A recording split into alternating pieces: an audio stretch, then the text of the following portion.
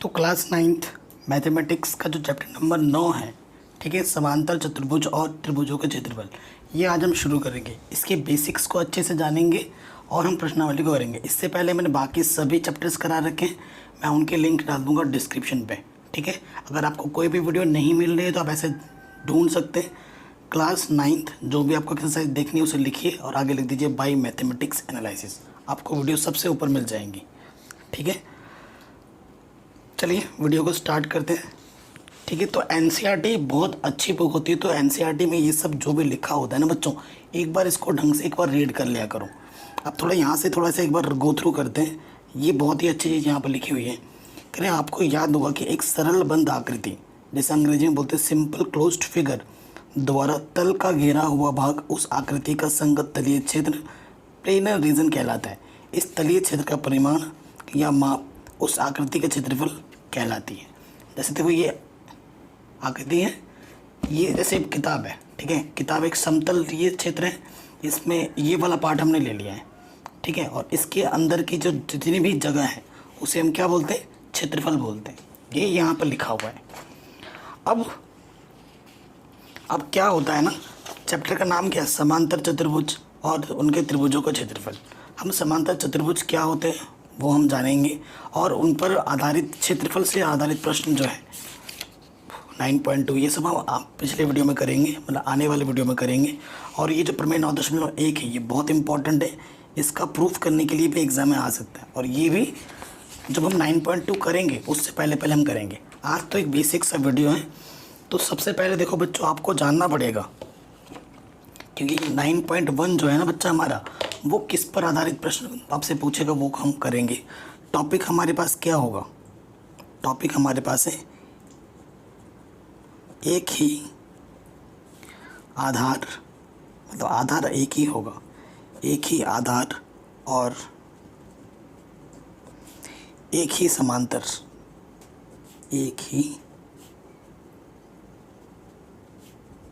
समांतर रेखाओं के बीच की आकृतियाँ, रेखाओं की बीच की आकृतियाँ।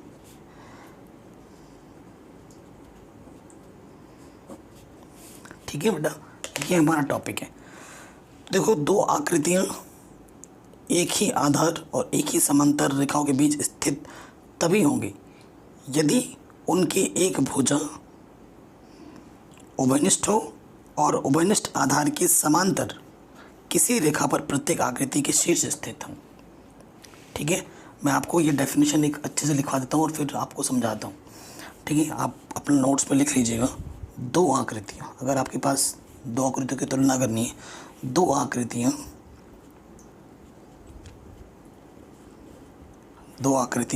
एक ही आधार, एक ही आधार,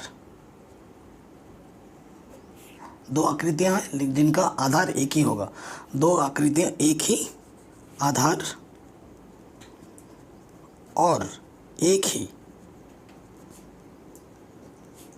ही समांतर रेखाओं के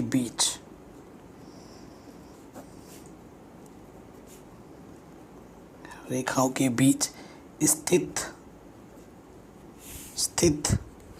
कहलाती है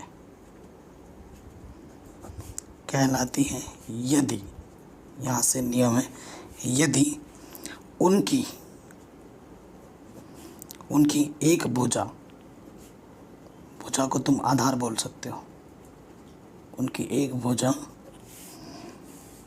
आधार जो कि उभयनिष्ठ हो, उनमें उभयनिष्ठ हो और उभयनिष्ठ आधार के समांतर, जो उभयनिष्ठ भुजा होगी उस आधार के समांतर, अभी आपको चित्र बना के समझाऊंगा, समांतर किसी रेखा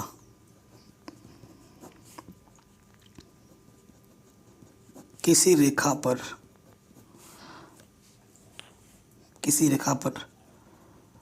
प्रत्येक आकृति के शीर्षों,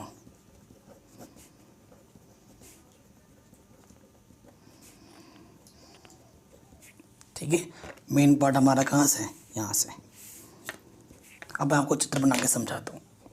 ये लिख लें, ये बहुत इंपॉर्टेंट है। देखो, ये मैंने एक आकृति ली, ये एक भुजा है, ए बी नाम दे दिया, और ये मेरा एक समांतर चतुर्भुज है।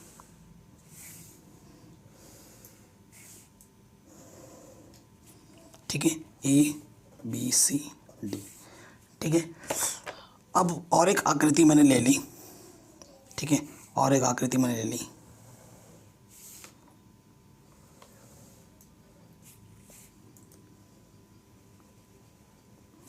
ठीक है, इसका नाम मैंने ई बोल दिया, इसका नाम मैंने एफ बोल दिया। अब ये जो दोनों आकृतियां हैं एक ही आधार और एक ही समांतर रेखाओं के बीच में स्थित है। ठीक है, तो वो कब होंगी, कैसे होगी, वो देखो। ये जो आकृति है, देखो, एक को मैंने ब्लैक से बनाया है और एक को मैंने बैगनी कलर से बनाया है। दिख रहा है आपको, है ना। सो बच्चों देखो, ये एक ही आधार और समांतर रेखा कैसे पता चलेंगे, डेफिनेशन क्या कहती है, यदि उनकी एक भुजा इस आकृति की भी और इस आकृति की भी जो उभयनिष्ठ भुजा है वो ये है, जिसे हम आधार बोलते हैं। ये भुजा मेरी उभयनिष्ठ है दोनों में, और जिसे हम आधार बोल रहे हैं। ठीक है, और इस भुजा के समानांतर ये भुजा है ना, ये भुजा इसकी क्या है, समानांतर है। यदि उनकी एक भुजा आधार उभयनिष्ठ हो और उभयनिष्ठ आधार के समांतर किसी रेखा पर आकृति के शीर्ष हो, मतलब दूसरी जो आकृति है उन सभी के शीर्ष इसी रेखा पर है। देखो, ये एफ भी इसी पर है, ई भी इसी पर है, इसी रेखा पर ही है। इसी रेखा को मैंने आगे बढ़ाया है।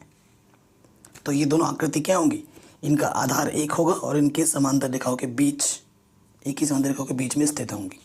तो ये चीज़ हमें पता करने के लिए बोला जाएगा क्वेश्चनों में। ठीक है, और अगला एक जो प्रमेय है, ठीक है, एक प्रमेय है, एक जैसे प्रमेय को अंग्रेजी में ना थ्योरम बोलते हैं। थ्योरम 9.1 बहुत ही ज़्यादा इम्पोर्टेंट है, इसका अलग से प्रूफ भी आता है। ठीक है, प्रमेय क्या कहती है, प्रमेय एक बार मैं लिख देता हूँ और इस प्रमेय का बहुत उपयोग होगा, याद रखना आप लोग। एक ही आधार और अभी तो मैं समझा दे रहा हूँ, नेक्स्ट वाले वीडियो में इसका प्रूफ भी कराऊंगा। एक ही आधार और एक ही समांतर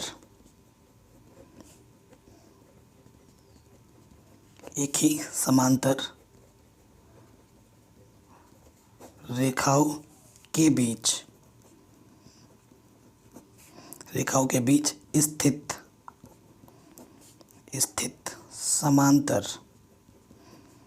समांतर चतुर्भुज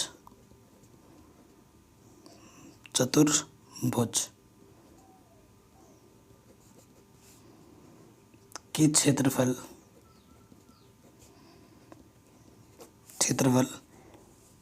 बराबर होते हैं।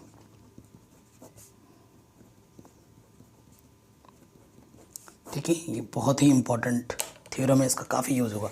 इसका मतलब क्या है कि ये जो आकृति है ना, ए बी सी डी का क्षेत्रफल, ठीक है, क्षेत्रफल ए बी सी डी किसके बराबर होगा, क्षेत्रफल ए बी ई एफ के, ए बी ई एफ। समझे मेरी बात, ये कहता है आपका प्रमेय 9.1 और काफ़ी इंपॉर्टेंट है। इस पर बेस्ड काफ़ी सारे क्वेश्चंस भी हम करेंगे आगे और इसका प्रूफ भी मैं करवाऊंगा। मतलब अगर कोई समांतर चतुर्भुज है जो अगर दो समांतर चतुर्भुज है ना, अगर उनका एक आधार उभयनिष्ठ है तो उनकी जो क्षेत्रफल होते हैं वो आपस में बराबर होते हैं। इनका प्रूफ भी हम सीखेंगे और ये काफ़ी इंपॉर्टेंट है। ठीक हो गया, ये चीज़ आ गई समझ में। अब आते हैं प्रश्नावली 9.1 में।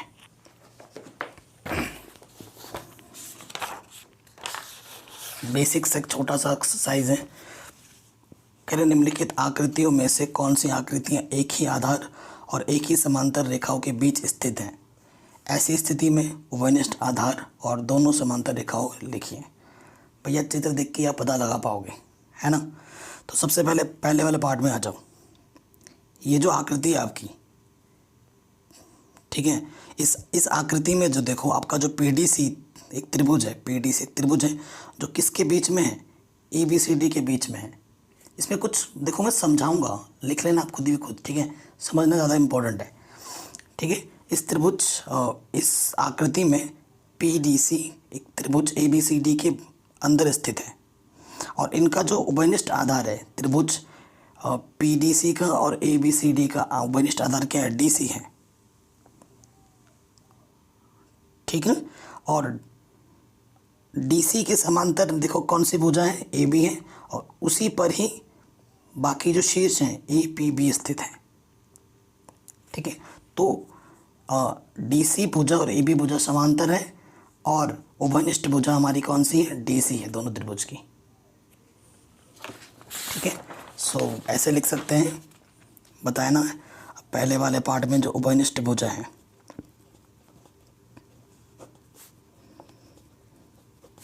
उभयनिष्ठ भुजा हमारी डी सी है दोनों की, ठीक है।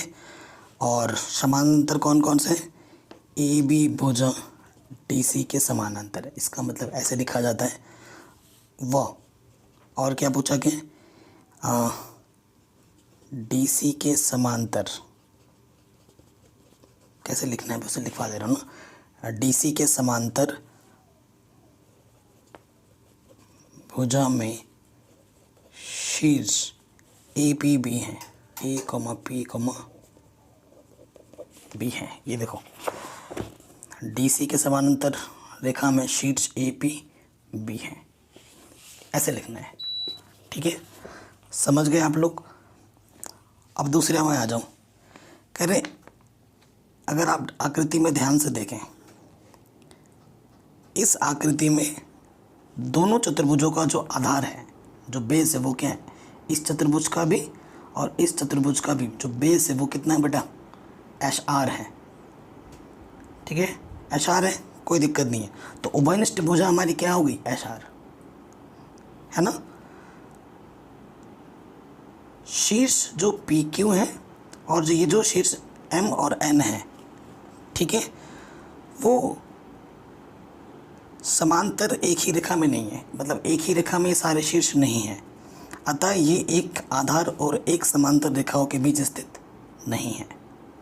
ये वाला तो था पर ये नहीं है, क्योंकि देखो भुजा तो एक हो गई, उनका जो आधार है वो एक हो गया, लेकिन ये जो शीर्ष हैं बेटा वो इसके समांतर रेखाओं में एक ही लाइन में स्थित होने चाहिए थे, मैंने परिभाषा बताई थी, परंतु ये नहीं है। देखो एम एन नीचे है, पी क्यू ऊपर है, इन सब को एक ही रेखा में होना चाहिए था, ठीक है।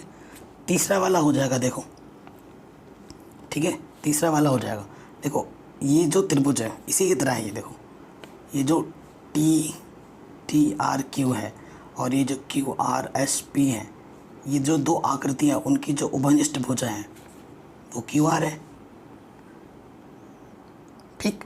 और इस भुजा के समानांतर ये रेखा है पी एस और बाकी जो शीर्ष है वो एक ही रेखा में है, पी एस, तीनों एक ही रेखा में है। तो ये बेटा हो जाएगा, ये क्या हो जाएगा, एक ही आधार और एक ही समांतर रेखाओं के बीच स्थित है, ये लिख दोगे, ठीक है बच्चों, हो गया, समझ में आ गया। अब इस आकृति में आ जाओ, इस आकृति में आ जाओ। अब आप देखो आकृति इसमें कई सारी हैं, जो आकृति हैं इसमें अगर आकृति देखो जाएगी तो देखो दी गई आकृति में, इस दी गई आकृति में ना दो समलंब एक त्रिभुज है, दो समलंब, ठीक है, और इसके अंदर कितने त्रिभुज है, एक त्रिभुज है, ठीक है, जिनका ना समलंब देखो दो समलंब चतुर्भुज है, ये और ये है ना, ये चतुर्भुज बना। अब ये चतुर्भुज नहीं बना था, ये त्रिभुज बना था, और ये क्या बना रहा है बेटा, चतुर्भुज बना रहा है। इसमें ध्यान से देखो थोड़ा सा अंतर है, बच्चे सोचेंगे कि ये और ये सेम टू सेम है, ना ना, ये त्रिभुज बना रहा था और ये चतुर्भुज बना रहा है। तो ये दो समलंब चतुर्भुज है और एक त्रिभुज है, इनमें कोई भी भुजा कॉमन नहीं है, कोई भी भुजा उभयनिष्ठ नहीं है। तो बेटा जब उभयनिष्ठ ही नहीं है, अगर तुम्हें बोलना है कि एक ही आधार और एक ही समांतर रेखाओं के बीच स्थित है, तो उसके लिए तुम्हें क्या चाहिए कि एक ही आधार हो और सारे शीर्ष उस आधार के समांतर रेखा के ऊपर स्थित हो, परंतु आधार ही तो यहाँ पर जो पहली प्रॉपर्टी है कि भैया आधार सेम होना चाहिए, है ही नहीं, तो ये वाला नहीं है, मना कर दोगे। इसी के तर्ज पर ये वाला देखो, इसी के तर्ज पर ये वाला एक त्रिभुज इधर बना, एक समचतुर्भुज इधर बना और एक त्रिभुज इधर बना। इसमें भी वही चीज़ है, 5 चौथे की तरह। इस आकृति में 2 समलंब, 5वें में ना 2 समलंब त्रिभुज हैं, एक ये है और ये एक ये है, ठीक है। और एक ये चतुर्भुज है, इनमें भी कोई सी भुजा आपकी उभयनिष्ठ नहीं है, तो ये भी मना हो जाएगा, ठीक है। तो पहला और तीसरे ने यहाँ बोला, दूसरे ने, चौथे ने, 5वें ने मना किया, ठीक है। छठे वाले पे आ जाओ। छठे वाला अगर ध्यान से देखें,